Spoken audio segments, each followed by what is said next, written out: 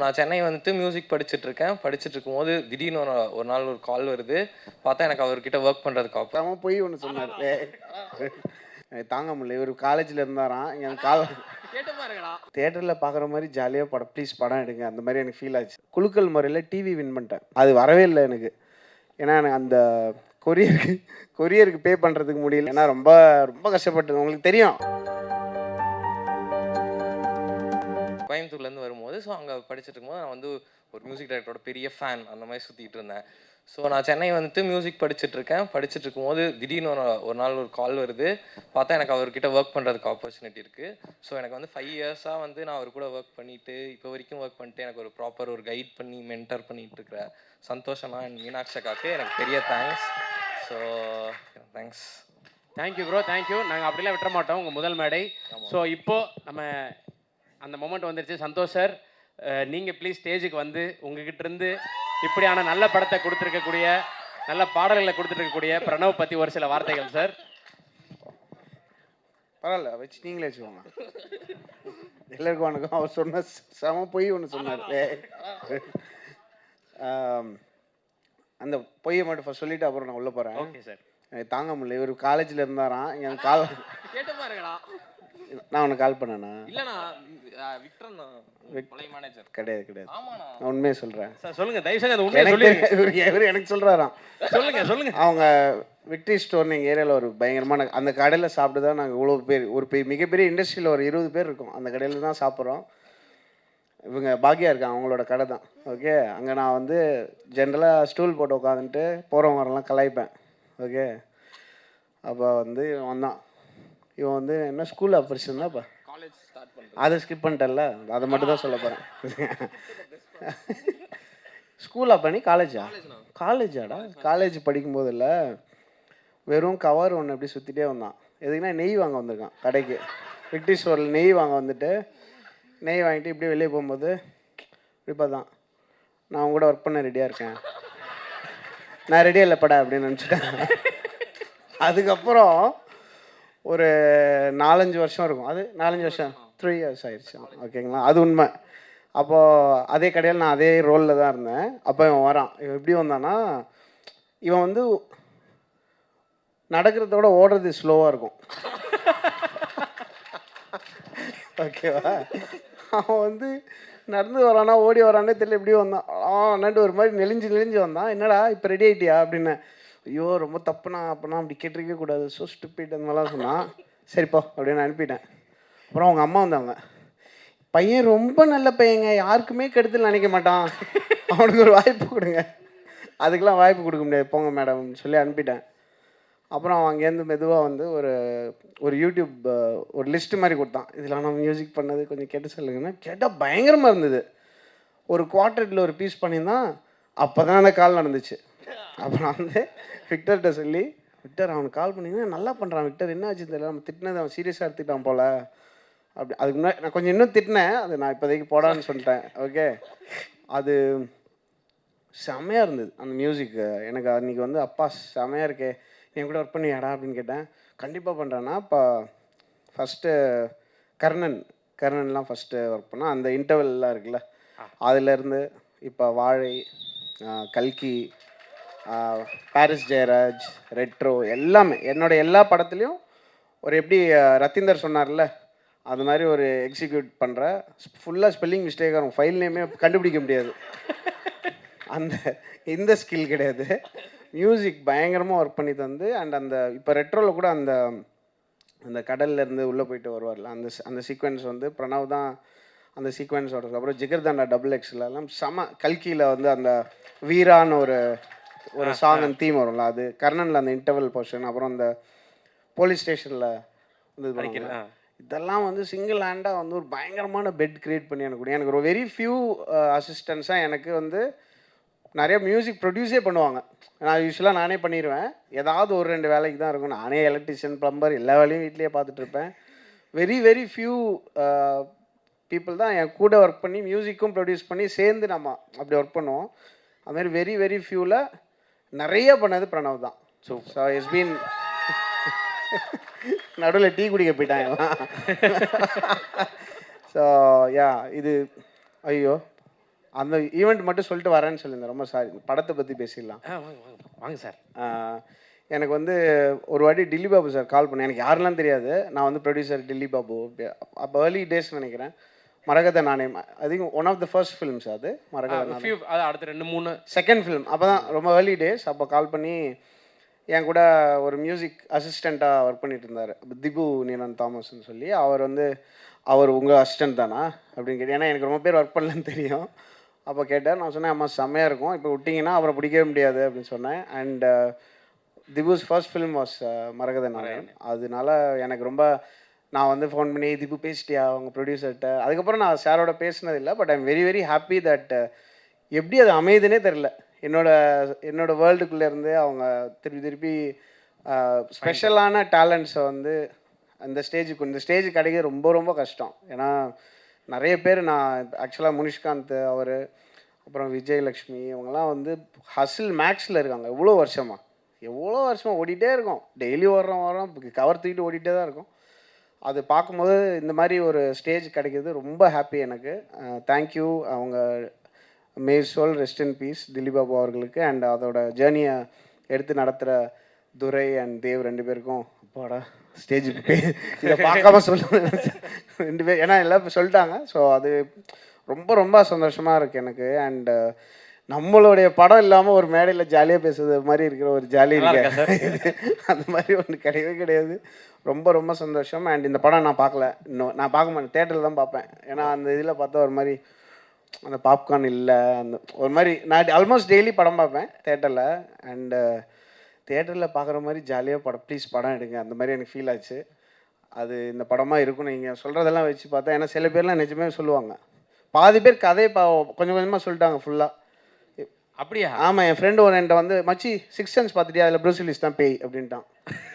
ஏன்டா அப்படி சொன்ன, பார்க்கலடா அப்படின்னு. அது மாதிரி கொஞ்சம் கொஞ்சமாக அந்த நீங்கள் கேட்குறீங்கல்ல, உங்களுக்கு பிடிச்ச மொமெண்ட் எதுன்னா எல்லாரும் வச்சு சொல்கிறத வச்சு ஃபுல் படமும் சொல்லிடலாம் போல இருக்கு. இல்லை சார், இதில் கேட்காதீங்க, கேட்கக்கூடாது. அப்படி போதும், படமே பார்த்த மாதிரி இருக்கு.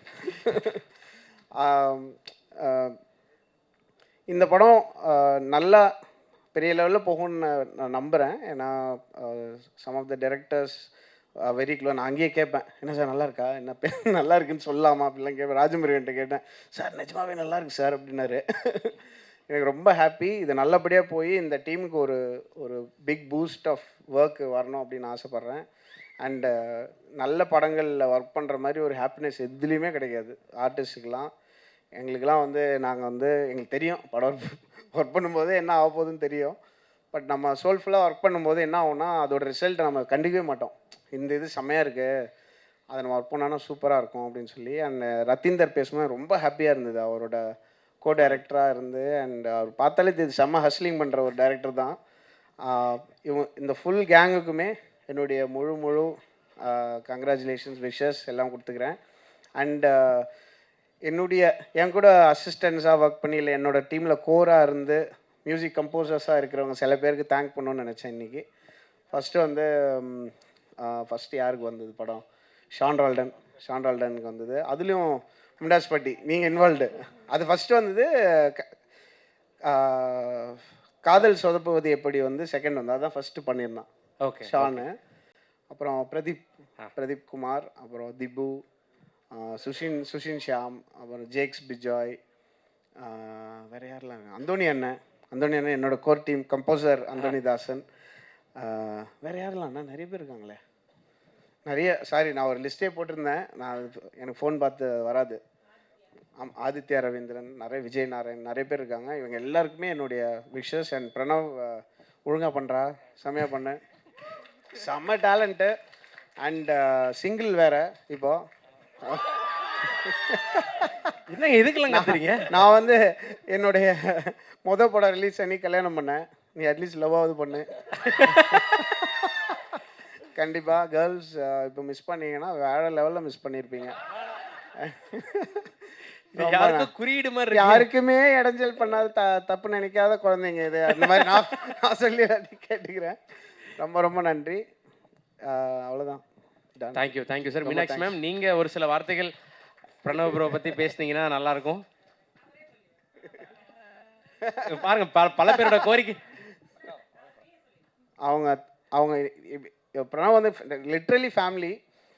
பிரணவ் நல்லா பண்ணோம். அண்ட் பிரணவோட மியூசிக் வந்து எவ்வளோ லேயர்டாக இருக்கும், எவ்வளோ விதமான பாரிஸ் ஜெயராஜ் மாதிரி ஒரு படமும், வாழை மாதிரி ஒரு படமும், கர்ணன் மாதிரி ஒரு படமும் வந்து ஒரே ஸ்பேஸில் ஒரே டைமில் வந்து ஒர்க் பண்ணக்கூடிய ஒரு composer. And I think it's an amazing new addition. ஒரு புது ஸ்ட்ரிங் ஆஃப் கம்போசர்ஸ் வராங்க இப்போது தமிழில். நடுவில் 2012 to 18 கிட்டத்தட்ட ஒரு 200 கம்போசர்ஸ் புது கம்போசர்ஸ் வந்துட்டே இருந்தாங்க. அதுக்கப்புறம் ரொம்ப நாளாக வந்து ஒரு புது சவுண்ட் ஒரு புது கம்போசர் வந்து இல்லாமல் இருக்கேன்னு நம்ம ஃபீல் பண்ணிட்டு இருந்தோம். இப்போ there's a new wave of amazing new composers coming. அதில் Pranav will be one of the best இந்த லாங் டேர்ம் நான் நம்புகிறேன். அது நடந்தால் ரொம்ப சந்தோஷமாக இருக்கும். Thank you sir, thank you so much. நீங்கள் ஃபங்க்ஷனுக்கு வந்து அவரை பற்றி நீங்கள் பேசுனது. நடிக்க போகிறீங்களாமே? நடிக்கிறீங்களா? நடிச்சிட்டிங்களா? சார் கொஞ்சம் என்ன சார் திடீர்னு இது என் பக்கம் வண்டி திரும்புது? இல்லை பயங்கரம் சூப்பர்யா. எப்போ நடிச்சீங்க? சார் இப்போ தான் சார் போன வருஷம். வாவ். சார் நம்ம தனி பேசிக்கலாம். டூரிஸ்ட் ஃபேமிலியில்? ஆமாம் ஆமாம் சார், ஆமாம் சார், ஆமாம் ஆமாம் தெரியவே இல்லையா? நான் தான் சார். அது அந்த ஆமாம் படம் செம்மையாக இருக்கும்போது நம்ம கேரக்டர்ஸ் யாருன்னே தெரியாமல் இருக்கும்ல. Super great. Sorry sir. Sir no problem sir, பெரிய வார்த்தை sir. Thank you sir, thank you so much. So நீங்கள் வந்து அவரை வாழ்த்தது மட்டும் இல்லாமல் என்னையும் வாழ்த்தது ரொம்ப ரொம்ப நன்றி. ஸோ மிடில் கிளாஸ் பற்றி பேசுனது ரொம்ப ரொம்ப தேங்க்யூ சார். ரொம்ப நன்றி. அண்ட் இந்த பேர் செமங்க. அதாவது இந்த செஸ்ஸில் விளையாடுவாங்கள்ல, chess.comனு ஒரு வெப்சைட் இருக்குது. நான் யோசிப்பேன் எப்படா அந்த வெப்சைட்டை பிடிச்சிங்க, ஏன்னா எவ்வளோ பேர் அந்த வெப்சைட்டுக்காக ஓடுவாங்க. இந்த மிடில் கிளாஸ் யாருமே யோசிக்கலையான்னு தோணுச்சு. செம பேர். அந்த பேர்லேயே ஒரு ஒரு ஆட்டோமேட்டிக் சக்ஸஸ் இருக்குது. படம் கொஞ்சம் நல்லா இருந்தாலே செமையாக பற்றிக்கும். சூப்பராக இருந்தால் I hope this will be huge blockbuster for all of you. Super sir, super sir. Thank you sir, உங்களோட வருகைக்கு நன்றி. பிரணவ் சூப்பர். பிரணவ் இங்கே ஒரு ரசிகர் கோரிக்கை என்னன்னா, இல்லை என்ன சார், இல்லை சார், இந்த மிடில் கிளாஸ்னு டைட்டில் நீங்கள் வந்து ரொம்ப சிலாகச்சு பேசினனால, ஸோ ஒரு மிடில் கிளாஸ் மெமரிஸ் இந்த மாதிரி ஏதாவது நீங்கள் ஷேர் பண்ணிங்கன்னா சார் ப்ளீஸ் சார். எனக்கு மிடில் கிளாஸ் மெமரிஸே லேட்டாக தான் வந்தது. ஏன்னா நான் அவ்வளோ தரமட்டத்தில் இருந்தேன். ஆமாம். ஒரு வாட்டி வந்து பெங்களூரில் ஒர்க் பண்ணுறதுக்கு எனக்கு ஒரு வாய்ப்பு வந்தது. அப்போ நான் வந்து ஃப்ளைட்டில் போனதே இல்லை 2004 அப்புறம். அப்போ வந்து அதனே ஃப்ளைட் டிக்கெட் வேணும், அப்போ தான் போக முடியும் அப்படின்னா ஓகே அப்படின்ட்டாங்க. அப்புறம் பேமெண்ட் வந்து 5000 வேறு லெவல். ஏன்னா அது அப்போ லிட்டரலி எனக்கு செலவே கிடையாது, ஒன்றுமே கிடையாது. அப்போ நான் போயிட்டு பெங்களூர் போயிட்டேன், திரும்பி வரேன். ஸோ என்கிட்ட என்னென்னா காசு எல்லாமே தீரும்போது நான் ஒரு சிடி கவரில் வந்து சில்லறை வச்சுருப்பேன். அந்த சில்லறையில் தான், அந்த சில்லறை டச் பண்ணிட்டோன்னா நம்ம எக்கனாமிக் டிசாஸ்டர் வந்துச்சுன்னு அர்த்தம். ஸோ நான் அந்த சில்லறையில் எடுத்துகிட்டு தான் போகிறேன் பெங்களூருக்கு. எப்படி பேமெண்ட் கொடுத்துருவானுங்க 5000 அப்படின்ட்டு. போகும்போது அப்படியே ஷேர் ஆட்டோவில் போனேன். ஏர்போர்ட் வாசலில் உள்ளே விட மாட்டாங்கள்ல, அப்படியே உள்ளே போயிட்டு பெங்களூர் போயிட்டு திரும்பி அவங்கள ட்ராப் பண்ண சொல்லிட்டு வந்துட்டேன். அந்த கவரில் வந்து 150 ரூபா தான் இருக்குது, பாக்கி 200 ரூபா வச்சுருந்தேன். திரும்பி வரும்போது ஃப்ளைட்டில் வந்து குலுக்கல் முறையில் டிவி வின் பண்ணிட்டேன். ஓகே, அதுக்கு டேக்ஸ் மட்டும் 300 கட்ட சொன்னாங்க. ஓகே. அப்போ வந்து இறங்கிட்டு நான் வந்து ஷுர் அப்படின்னா, என்னோடய வாலெட் நான் வந்து இங்கே விட்டேன் அந்த மாதிரி சொல்லி இந்த 150 எடுத்து கொடுத்தேன். அந்த 150 பார்த்தோன்னே அவனுக்கு தெரிஞ்சு இவன் 150 இதுக்குள்ளே 150 இருக்குன்னு சொல்லிட்டான் தெரியாமல். அந்த மாதிரி வாலெட்டை மறந்து வச்சுவேன், கரெக்டாக சொல்லுவான், எண்ணி பார்த்துட்டு வருவான், அது தெரியாமல் சொல்லிட்டேன். அதை கொடுத்தோன்னா அவங்க 150 போட்டு எனக்கு அந்த ஒரு 1 வீக் அப்புறம் அந்த டிவியை அனுப்பிச்சி விட்டாங்க. அது வரவே இல்லை எனக்கு. ஏன்னா எனக்கு அந்த கொரியருக்கு பே பண்ணுறதுக்கு முடியல, எனக்கு ஃபோனும் ரீச் ஆகாது, ரீசார்ஜ் இல்லை. அப்படியே ஒரு சைக்கிள் ஆஃப் நத்திங்னஸ் இருக்கும். அது வந்து போயிட்டே தான் இருந்தது. ஆனால் எனக்கு தெரிஞ்சு சென்னைக்கு வந்து எக்கனாமிக்காக நம்ம கஷ்டப்படுறோம்ல, அது வந்து வாண்டடாக பண்ணிக்கிறது தான் நினைக்கிறேன். நம்மளை தானே வரோம், அந்த எஃபர்ட் போடுறோம். அந்த எஃபர்ட் என்றைக்கா ஒரு நாளைக்கு அது ஃப்ரூட்ஃபுல் ஆகும். அதுக்கு வெயிட் பண்ணோம் அப்படின்னா கிடைக்கும். சம்டைம்ஸ் நம்ம ஒரு பாயிண்டில் வந்து ஒரு மாதிரி ஒன்று செட் ஆகும், ஒரு மாதிரி அரைகுறையாக ஒன்று செட் ஆகும். நம்ம ஒரு விஷயத்துக்கு போகும்போது பாதியில் வேறு ஒன்று செட் ஆகும். சில பேர் அதில் போயிடுவாங்க, அப்படியே அதுக்குள்ளே வந்து ஒரு லவ், அதுக்கப்புறம் ஒரு கார் இஎம்ஐ, அது அப்படியே ஒன்று வந்துடும். அந்த செட்டப்புக்குள்ளே மாட்டிப்போம். அதுக்கப்புறமும் பரவாயில்ல, இன்னும் கொஞ்சம் ஹசில் பண்ணி நம்ம பிடிச்சதை செய்வோம். சம்டைம்ஸ் பிடிச்சதை செஞ்சதுக்கு நமக்கு ரிவார்ட்ஸும் இருக்கும். அந்த லைஃப்பில் தான் நான் இப்போ இருக்கேன். ஏன்னா ரொம்ப ரொம்ப கஷ்டப்பட்டது உங்களுக்கு தெரியும், அதெல்லாம் வந்திருப்பீங்க. ராஜமுருகன்லாம் நான் ஒரு ஸ்டூடியோ கட்டும்போது ஸ்டூடியோலேயே மாட்டிக்கிட்டார். ஏன்னா ஏணி கீழே விழுந்துருச்சு. ஏணி போட்டு தான் மேலே போகணும் ஸ்டூடியோவுக்கு. ஏணி கீழே விழுந்துருச்சு. ராஜமுருகனை காணோம். நாங்கள் தேடுறோம். குக்கு படம் ஒர்க் பண்ணும்போது தான் எங்கடா ராஜமுருகன் காணோன்னா ஃபோனில் அவர் இப்போ கூட இன்னும் அந்த இந்த ஃபோன் தான் வச்சுருக்காரு. 3310 மாதிரி ஒன்று வச்சுருக்காரு. ஃபோன் ஆஃப் கிஃப். அப்புறம் நாங்கள் போய் ஸ்டூடியோவுக்கு போனால் ஏணி கீழே இருக்குது. சார் சார்னு சவுண்டு கேட்டுச்சு மேலேருந்து. அந்த மாதிரி நான் சொன்னேன், சார் ஞாபகம் இருக்கா சார் ஸ்டூடியோவில் தொலைஞ்சிங்களா, எப்படி மறக்க முடியும் அப்படின்னு சொல்லி. ஸ்டூடியோவில் அவர் மாதிரி இதாயிட்டார். அங்கேயே தூங்கி சவுண்டு கேட்காது இல்லை ஸ்டூடியோவில். அந்த மாதிரிலாம் நடந்திருக்கு. பட் சென்னை வந்து ஒரு எப்படி சொல்கிறது, ஒரு பேங்க் மாதிரி. கொஞ்சம் கொஞ்சமாக இங்கே ஒரு லோன் வாங்கிட்டோன்னா தப்பிச்சிக்கலாம். பிடிச்சதான் பண்ணுறது இதுதான். இதான் என்னுடைய ஒரு ஒன் ஆஃப் த இது ரொம்ப டீசெண்டான ஸ்டோரி, அதனால சொன்னேன். புரியுது சார். ஏன்னா இப்போ பேசும்போது யாரோ சொன்னாங்க மிடில் கிளாஸ்ன்றது கனவுகளை சுமந்துக்கிட்டு இருக்கக்கூடிய ஒரு கூட்டம் அப்படின்னு. ஸோ உங்களுக்கு அந்த கனவுன்றது இப்போ நீங்கள் ஒரு பெரிய ஸ்டேஜ் இருக்கீங்க, இந்திய சினிமாவில் ரொம்ப முக்கியமான ஒரு மியூசிக் கம்போசராக இருக்கீங்க. ஸோ நீங்கள் உங்களோட ஃப்ளாஷ்பேக் டேஸில் உங்களுக்கு அந்த கனவுன்றது இருக்கும்ல மிடில் கிளாஸ்ன்ற. என்னோட கனவு எப்பயுமே என்ன இருக்குன்னா, என்னோட பெஸ்ட் எக்ஸ்பீரியன்ஸ் எல்லாருக்குமே கிடைக்கணும்னு ஆசைப்பட்றேன். ஸோ நம்ம இப்போ எனக்கு ஒரு ஹசில் இருந்தது. அந்த ஹசிலுக்கு எனக்கு ஒரு செம்ம எக்ஸ்பீரியன்ஸ், செம்ம பிளெஸ்ஸிங் கிடச்சிருக்கு. அண்ட் இது எல்லாருக்கும் கிடைக்கணும் அப்படின்னா நம்ம வந்து ஒரு கரப்ஷன் ஃப்ரீ பொலிட்டிக்கலாக இருக்கிறவங்க வந்து நிஜமாவே எல்லாம் நல்லா இருக்கணும். நிஜமாவே நல்லா இருக்குன்னு நினைக்கிறது எவ்வளோ ஈஸி யோசிச்சு பாருங்கள். அதுக்கு எஃபர்ட்ஸ் எடுக்கணும்ல, அது ரொம்ப ஈஸியாக எடுக்கலாம். இப்போ எனக்கு வந்து ஸ்ட்ராட்டஜிக்காகவும் என்ன பண்ணணும்னு தெரியும். ஒரு பெரிய மூவ்மெண்ட்டாக க்ரியேட் பண்ணணுனால என்ன பண்ணணும் ஆல்மோஸ்ட் எல்லாருக்குமே இன்றைக்கி தெரியும். எல்லார் கையிலையும் உலகத்தோட எல்லா நாலேஜும் இருக்குது. ஸோ அந்த மாதிரி பொலிட்டிக்கலாக ஒரு பெரிய ஷிஃப்ட் வரணும்னு நான் ரொம்ப ஆசைப்பட்றேன். என்னோடய ஆசை வந்து லாங் டேர்மில் வந்து எல்லாருக்கும் எனக்கு கிடைச்ச இந்த ஹாப்பினஸ் அண்ட் எக்ஸ்பீரியன்ஸ் கிடைக்கிறதுக்கு நம்ம ஒரு டூலாக இருக்கணும்னு நினைக்கிறேன். அவ்வளோதான். Super sir. ஸோ தொடர்ந்து எங்களை என்டர்டெயின் பண்ணிட்டே இருங்க. ஆமாம். ஸோ நீங்கள் படம் நமக்கு வந்து ஒன்றும் இல்லை, ஒரு நெக்ஸ்ட் 2-3 மாதத்துக்கு நம்ம எவ்வளோ வேணால் சாப்பிட்லாம் அப்படின்ற மாதிரி இருக்குது. அதுவே எவ்வளோ பெரிய லக்ஸரி தெரியுமா? அந்த அட்லீஸ்ட் அதாவது கிடைக்கணும்ல எல்லாருக்கும். அதுக்கு நம்ம என்னால் முடிஞ்ச என்னோட ஒர்க் பண்ணுற எல்லாருமே எங்கள் வீட்டை சுற்றி. இப்போ பிரணவெலாம் எடுத்திங்கன்னா அந்த லெஃப்ட் ரோட்டில் போகிறீங்கன்னா பிரணவ் இருப்பான், அந்த செல்லே திபு இருந்தான். ஸோ அதுதான் என்னுடைய ட்ரீம். அந்த ட்ரீம் ரியலைஸ் ஆகிட்டு இருக்கு ஃபாஸ்ட்டாக, which is happy. Super sir, super. So உங்களை தொடர்ந்து நாங்கள் வந்து பயங்கரமாக எங்களை என்டர்டெயின் பண்ணிட்டே இருக்கீங்க. அதை கீப் இன்ஸ்பைரிங் பண்ணுங்க சார், கீப் என்டர்டெயின் பண்ணுங்க சார். Thank you so much. நீங்கள் படம் பார்க்கல, தியேட்டரில் தான் பார்ப்பேன். இப்படிலாம் பார்க்க மாட்டேன். வித் பாப்கார்ன்றதை நீங்கள் சொன்னீங்க. ஸோ படம் பார்த்துட்டு உங்கள்ட்ட இருந்து எப்பயாவது தான் இந்த ட்வீட் இந்த மாதிரி விஷயங்கள்லாம் வரும். இதுக்கு ஒரு வீடியோவே நீங்கள் வந்து எங்களுக்காக ஒரு வீடியோ ரெக்கார்ட் பண்ணி போடுவீங்கன்னு நாங்கள் எதிர்பார்த்துட்டு இருக்கோம் சார். ஸோ க்ளோஸ் டு கனெக்டடாக இருக்குது உங்களுக்கு இந்த படம். So expecting sir. Thank you so much. Thank you.